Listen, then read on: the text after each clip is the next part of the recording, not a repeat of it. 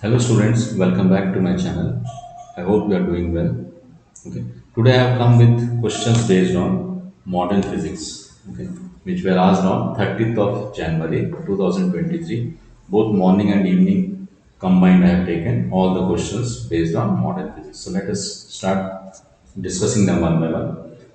So here comes the first question. You can see a small object at rest absorbs a light pulse of power 20 milliwatt and duration 300 nanoseconds. Assuming speed of light as this, the momentum of the object becomes equal. So, what is the underlying principle of this? It is somewhat similar to, let us say, a billiard ball. Okay, as a white ball strikes a red ball, let us say, then the red ball will gain momentum. Even though initially the red ball was at rest, as the white ball strikes, immediately the white ball imparts certain momentum to the red ball, and the red ball starts moving off. Very much similar to that, you can assume the light as the white ball. That is the photons collectively taken together, we can treat it as a white ball, and the object under consideration, you can treat it as the red ball. Okay, so the object, which is the red ball at rest, and the light pulse, which is basically a collection of photons, which is in the form of white ball, strikes and imparts the momentum.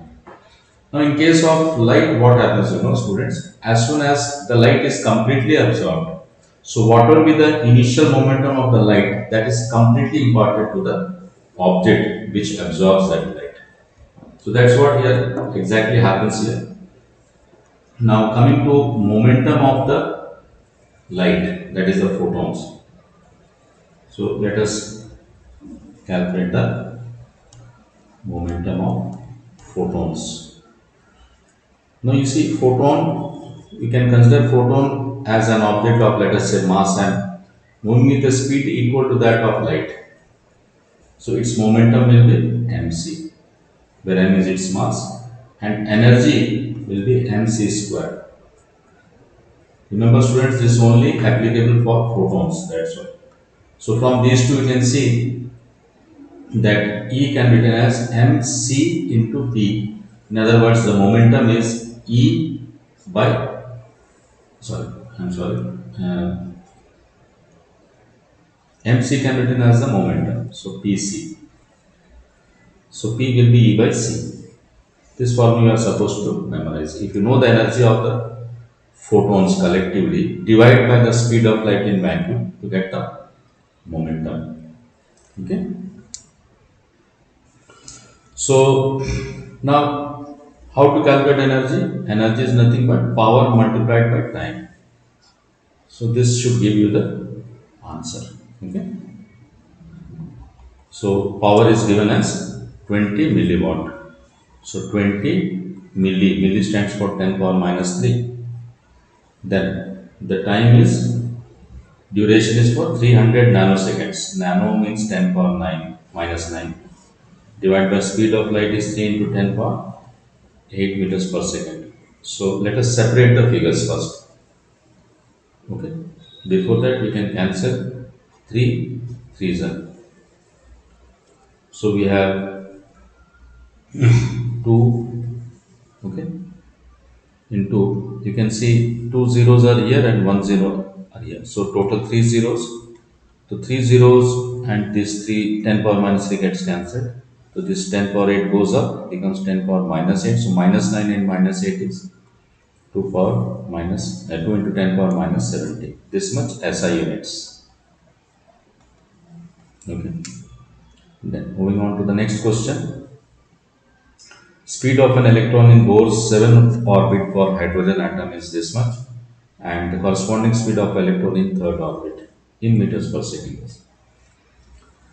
Now students, it's very easy for us to remember the speed of an electron in the nth orbit in general for any hydrogen-like atom or hydrogen-like species is given by this. Hydrogen-like means having a single electron, okay, regardless of the number of nucleons. Electron, there should be a single electron. Now here you see, we can derive this formula very easily. Suppose you have this orbit, electron's orbit, and you have a nucleus here, somewhere here. Okay, so let us say nucleus, the electron is orbiting at a radius r with a speed, let us say v. Okay, the nucleus has a charge plus Ze, whereas electron has a charge minus e. So always remember we have only two equations here based on classical model of atom. Based on classical model of atom, we have the required centripetal force in order to go along the circular path for the electron is provided by the electrostatic force of attraction between this nucleus, that is protons within the nucleus, and this electron. So we can write centripetal force is nothing but the electrostatic force between the protons and the electron.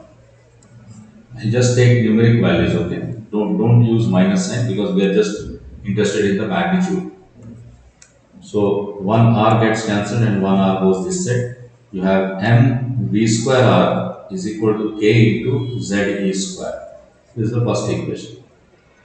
Then the second equation is based on the Bohr's model or Bohr's postulate for an atom, which states that the angular momentum of the electron is quantized. Quantized means it should be an integral multiple of a fixed quantity, and that fixed quantity is h by 2 pi. N belongs to integer, okay, n belongs to integer, and n is also the principal quantum number. It can be 1, 2, 3, 4, etc. So based on these two results, if you divide, you will get V. If you divide equation 1 by 2, immediately you will get V equal to k z e square upon n h by 2 pi. So finally you have V is proportional to z by n. Can you see? So for the nth orbit, the speed is proportional to z by n. You are supposed to memorize this end result so that straight away you can apply the formula. Okay. So coming to this, we have, since it is the same hydrogen atom, so Z also remains constant. So we are interested in this only n. So I can write the speed of electron in the third orbit, which is required, upon speed of electron in the seventh orbit is equal to 7 by 3. So this will go this side. So we have V3 is equal to V7 into 7 by 3. What is V7 given? Speed of the electron in the seventh orbit is 3.6 into 10 power 6 into 7 by 3. So here we can cancel 3 12, so 1.2. Okay, so 7 into 12, 8.4. So that is 7 into 1.2 is 8.4. We got the answer. Then moving on to the next question. An electron accelerated through a potential difference V1 has a de Broglie wavelength of lambda. When the potential is changed to V2, its de Broglie wavelength increases by 50%, the value of V1 and V2. Now students, you know that whenever a charged particle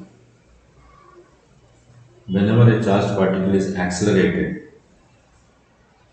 through a certain potential difference V, okay, then the gain in kinetic energy is nothing but the work done by the electric field of the charged particle. So this is the gain in kinetic energy. If it starts from rest, then final kinetic energy will be this itself, because initially it was at rest. Now, according to this de Broglie, the de Broglie wavelength is given by h by p, and p is root over 2m into k. So substituting the value of k here, you have this. Now as per the question, the same electron is accelerated through two different voltages. So we have lambda and v under consideration. So let us eliminate this square root by squaring both sides. So I can write lambda square is proportional to v, squaring both sides, or I can also write V varies inversely as lambda square. So therefore I have V1 by V2, thus that is what is required, will be square root of lambda 2 by lambda 1. Square of, not square root, sorry. But it is clearly given that the de Broglie wavelength increases by 50%. In other words, the new wavelength is 1.5 times of the initial wavelength. So 1.5 is 3 by 2, square of 3 by 2 is 9 by 4. C option is the correct option. Then moving on to the next question. A point source of 100 watt emits light with frequency, sorry, with a 5% efficiency at a distance of 5 meters from the source. The intensity produced by the electric field component is. Now we have a very simple formula, students. We are supposed to memorize this. Okay.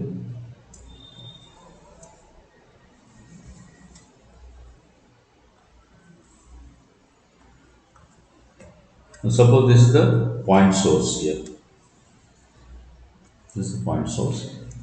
Now at a distance r, the energy is radiated, gets radiated and is spread over this area, which is 4 pi r square. Now energy radiated per unit time is the power, is it? Energy radiated per unit time is the power, and this reaches, is scattered over an area of 4 pi r square. So the intensity here is nothing but the energy radiated per unit time per unit area. So which is equal to power upon 4 pi r square. Of course, power should be effective power, not the total power. So coming on to this, so effective power is 5% of 100 watt, which is 5 watt. Okay, 5% of 100. And remember, keep the answer in terms of pi itself because options are already in terms of pi. Now distance is 5 meters, so 5 into 5. I am substituting everything in SI unit. Okay, so 1 5 gets cancelled here. We are left with 4 pi is 20, 1 by 20 pi watt per meter square. This is the total intensity, students. But look at the question. The question asked is the intensity produced by only electric field component. Now, as you know, electromagnetic waves are composed of electric as well as magnetic fields. Both the fields carry equal energy. That is, the contribution towards the total intensity is same by both the waves. In other words, the contribution to intensity due to each wave will be exactly half of the total. So half of 1 by 20 pi is 1 by 40 pi. So you have B option as the correct answer. Okay. Then moving on to the next question. Given below are two statements. One is labeled as assertion A and the other is labeled as reason R. Assertion A, nuclear density of nuclides can be arranged as. As you know, students, in one of the video I have already told you and we have derived this, that nuclear density is a constant. Nuclear density is a constant. It does not depend on the nature of the element, regardless of whether it is a gas or a liquid or a solid, whatever it is, regardless of its nature, density of nucleus is always constant. It is around 2 point something into 10 to the power 17 kg per meter cube. You have to memorize this. So this is false. It's wrong. Now coming to the reason, the radius r of the nucleus is related to its mass number as this. This is correct. Where r naught is a constant in light of the rosette. Yes, this is correct. This is an empirical formula which comes very handy, and in fact with the help of this formula itself it can be shown that the density of nucleus is constant. So this is true. So assertion is wrong, reason is true. So what could be the answer? A is false but R is true. So D option should be the correct option. D option. Okay. Moving on to the next question. A point source of light is placed at the center of curvature of a hemispherical surface. The source emits a power of 24 watt. The radius of curvature of hemisphere is 10 cm and the inner surface is completely reflecting. The force on the hemisphere due to the light falling on it is. So let us draw the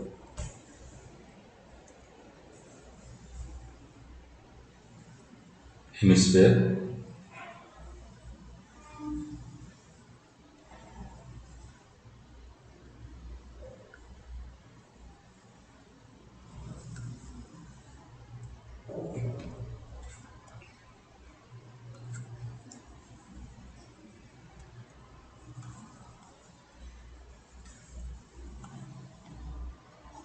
So this is the hemisphere, students.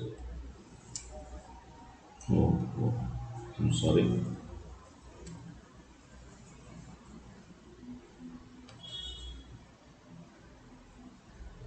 I think I have to redraw it. Yes.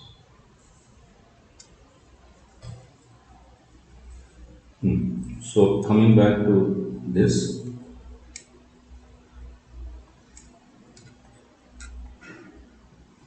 so this is a source here, situated exactly at the center.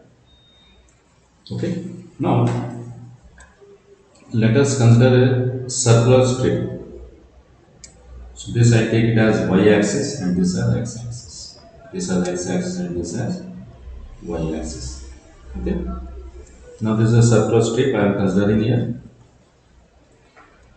As you can see that the force due to this force, you just take a small area, a small elementary area. The force due to the light incident on this will be in this direction. It is always normal, as you know. Similarly, take another small area diametrically opposite to that. Again, you can see the force will be radially away. Now, if areas are same, intensities are also same, so certainly force will be same. Okay. So these elementary forces will be same. I take it as df dash and df dash. Now, if these angles be, let us say, theta, then definitely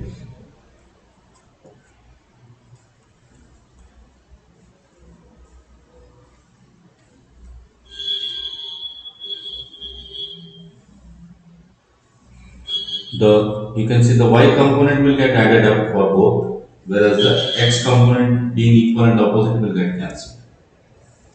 Is it? The x component will get cancelled, whereas the y component will get added up. So, in other words, the net force will be only in the y direction as per the figure. So, therefore, I can write that the net force along y axis is, I take the total force of this strip as dl and I'll multiply it by cos theta because this angle is theta. So component of force along y axis is dl cos theta. So if I can find the intensity here, intensity of light falling here, that is the amount of energy incident per unit area per unit time, then if I multiply by the total area of this strip, okay, then this will be the energy incident per unit time. This factor is the energy incident per unit time. When energy is divided by the speed of light, you get momentum per unit time. Now you can see that it is clearly mentioned that it is completely reflective. So change in momentum will be double of that because it will get reflected. So I'll multiply this by 2 as well. Again, I am repeating, students, this intensity into area is the energy incident per unit time. Energy incident per unit time divided by C is momentum incident per unit time. And this momentum incident per unit time into 2 gives you the change in momentum per unit time. So change in momentum per unit time is nothing but the force as per the Newton's second law. So we must get the answer here. So here I will be what? Intensity is power divided by total area. Okay. So power is how much? 24 watt. Whereas total surface area over which it is incident is this. Because the energy will be incident on the entire spherical area. Right. So into 2 dA. dA is the area of the shaded region. So if I take small r as the radius, then I can write 2 pi r as the circumference multiplied by width. Width is r d theta. Width is r d theta, where d theta is the small angle subtended by the width of the strip at the center of the hemisphere. Now, in this right angle triangle, you can see that small r is capital R into sine theta. Okay, I forgot cos here. So finally, we can cancel. Let us cancel this.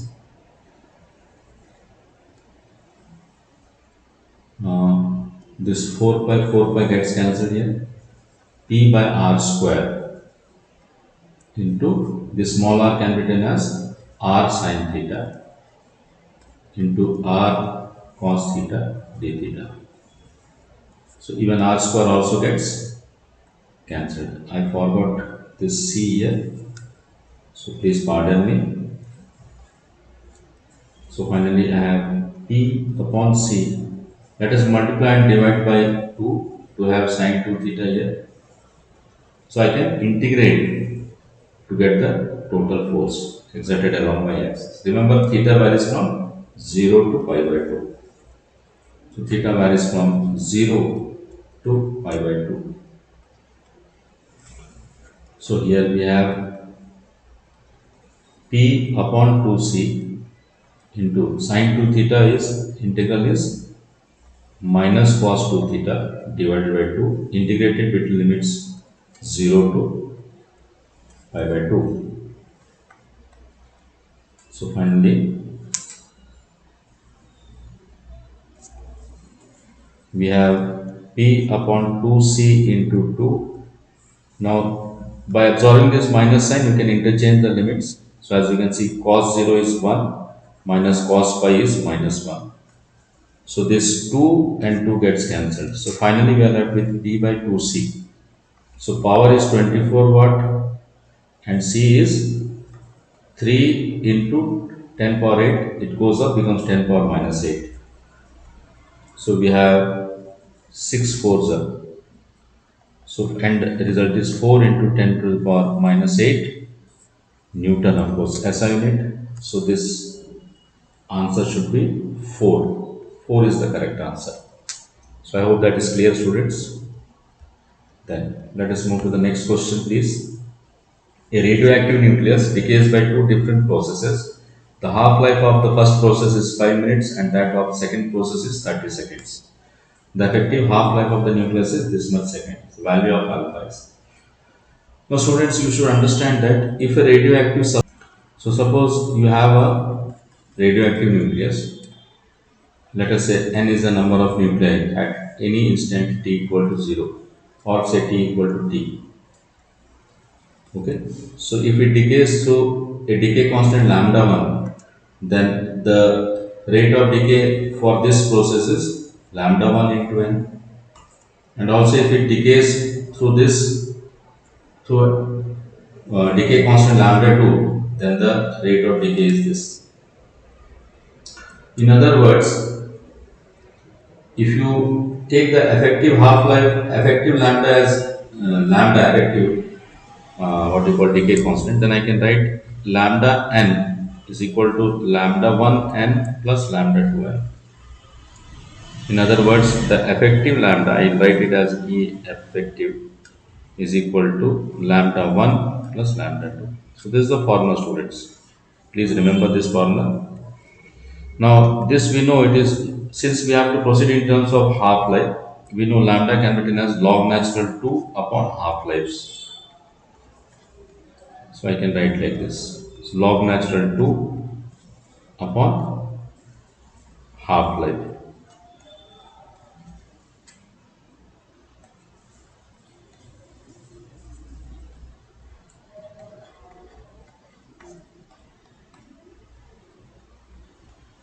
Okay. So cancelling log natural 2 throughout, we can write that 1 upon half life or effective half life is equal to 1 upon half life for the first plus 1 upon half life of the second. So half life of the first is how much? 5 minutes. Remember we have to proceed in seconds because the end result should be in seconds. So 5 minutes means 5 into 60 seconds. For the other one, it is only 30 seconds. So we can take 30 common and we are left with 1 by 10 plus 1. So 1 by 30 into 11 by 10. So therefore effective half life is 300 upon 11 seconds. Okay, so alpha is 300. Alpha is 300. So that's all students in this video. Thank you so much for watching my channel. Please subscribe to my channel and also hit the like button. Thank you.